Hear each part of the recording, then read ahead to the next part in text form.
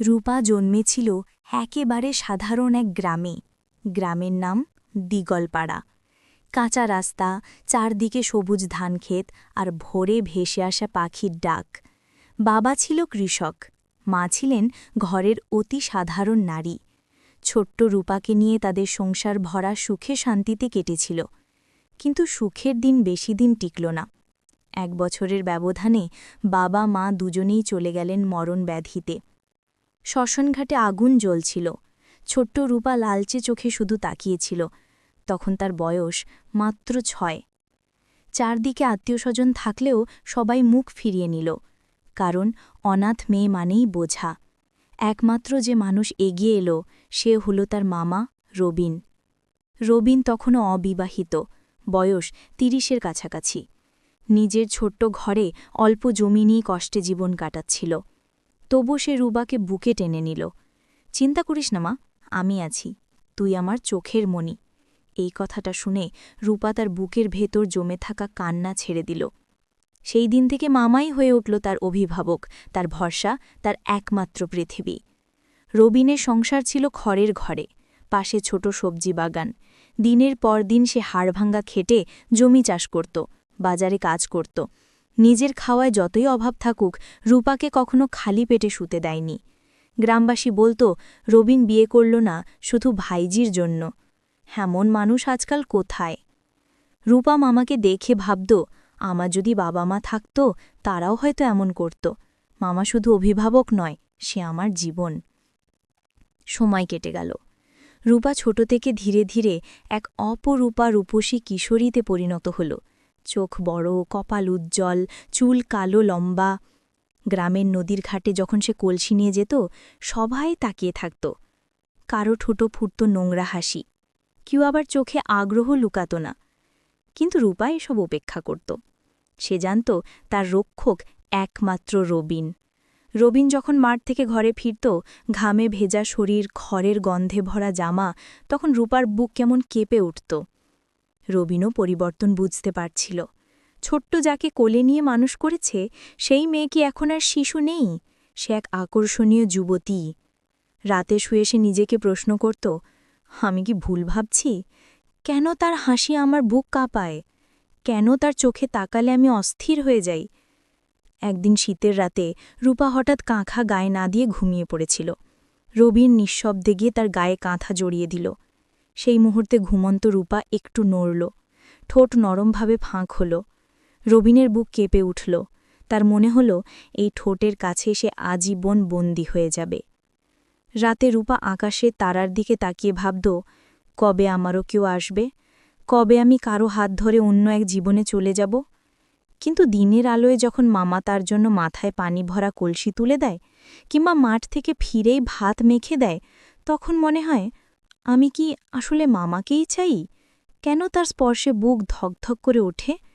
রূপা একদিকে মামাকে অভিভাবক ভাবে, অন্যদিকে তার মনে জন্ম নিচ্ছে এক অদ্ভুত রোম্যান্টিক টান। আর রবিনও নিজের ভেতরে লড়ছে, ভালোবাসা নাকি দায়িত্ব, কোনটা তাকে মানতে হবে। রূপা তখন 20-র কাছাকাছি বয়সে। গ্রামে অনেকেই তার জন্য প্রস্তাব পাঠাত, কিন্তু দরিদ্র রবিন তাদের কাউকেই রাজি করাতে পারত না। একজন চাইত মোটা টাকা, কেউ চাইত সোনার গয়না। রূপা রাতে মামার সামনে চুপচাপ বসে থাকত। মামা, আমার বিয়ে হবে না? রবিন দীর্ঘশ্বাস ফেলত। মা, যদি হাতে কিছু থাকত তবে তোকে আজই বিদায় করতাম ভালো ঘরে। এই কথাগুলো শুনে রূপার বুকটা মোচড় দিয়ে উঠত। সে অনুভব করত তার মামাই যেন তাকে ছাড়তে চাইছে না। রূপার রূপ এখন পূর্ণ যৌবনে দীপ্ত। মাঠে গেলে বাতাসে তার ওড়না উড়ত, আর গ্রামের ছেলেরা তাকিয়ে থাকত হাঁ করে। রবিন এসব দেখত আর বুকের ভেতর অদ্ভুত অস্থিরতা অনুভব করত। সে বুঝত সমাজের চোখে রূপা তার ভাইঝি, কিন্তু হৃদয়ের ভেতর তাকে যেন আর ভাইঝি মনে হয় না। রাতে যখন দুজনে এক কুঁড়ে ঘরে আলাদা কক্ষে ঘুমাত, তখন নীরবতা ভেদ করে রবিনের কানে রূপার নিঃশ্বাস বাজত। অদ্ভুত আকর্ষণ তাকে আচ্ছন্ন করত। একদিন সন্ধ্যায় ঝড় বৃষ্টি শুরু হল। কুঁড়ে ঘরে চাল ফুঁড়ে পানি পড়তে লাগল। রূপা ভিজে গায়ে কাপড় লেগে কাঁপছিল। রবিন দৌড়ে গিয়ে তার গায়ে মোটা চাদর জড়িয়ে দিল। রূপা তখন রবিনের বুকে মুখ লুকিয়ে ফেলল। মুহূর্তের জন্য তাদের চোখে চোখ পড়ল। রূপার চোখে ভয়, লজ্জা, আবার অদ্ভুত টান। রবিনের চোখে ছিল আগুন। সেই রাতে রূপা আর ঘুমোতে পারল না। সে বুঝল তার মামার চোখে আর শুধু স্নেহ নেই, সেখানে অন্য কিছু আছে। মাসখানেক পরের ঘটনা। এক রাতে গ্রাম ঘুমিয়ে গেছে। রূপা ঘরে একা শুয়ে আছে। রবিন দরজা খুলে ভেতরে ঢুকল। রূপা, তার কণ্ঠ কেঁপে উঠল। রূপা উঠে বসল, চোখে ভয়। মামা, এভাবে? কিন্তু রবিন আর নিজেকে থামাতে পারল না। দারিদ্র্য, সমাজ, একাকিত্ব সব মিলে তার বুকের ভেতর জমা আকাঙ্ক্ষা সেই রাতে উথলে পড়ল। সে রূপার সর্বস্ব কেড়ে নিল। রূপা কাঁদতে লাগল, বুক চাপড়ে বলল, তুমি আমার ভরসা ছিলে, তুমি আমার অভিভাবক, আজ তুমি আমাকে ভেঙে দিলে কেন? রবিন নির্বাক হয়ে বসে রইল। তার চোখে অপরাধ বোধ, তবু ভেতরে কোথাও এক অদ্ভুত তৃপ্তির ছায়া। এরপর থেকে রূপার জীবন আর আগের মতো রইল না।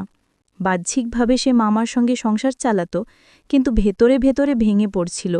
রাতে নিঃশব্দ কান্না ভিজিয়ে দিত তার বালিশ। একদিকে মামার প্রতি কৃতজ্ঞতা, কারণ সেই তাকে মানুষ করেছে।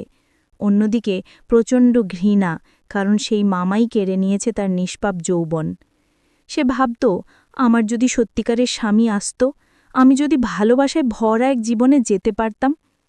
গ্রামের রূপার কাহিনী একসময় লুকিয়ে রাখা গেল না। রবিন নিজের অপরাধ বোধে ভুগতে ভুগতে অবশেষে এক স্বনামধন্য পরিবারের কাছে রূপার বিয়ের প্রস্তাব দিল।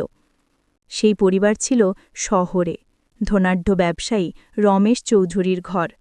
ছেলেটির নাম অনিরুদ্ধ।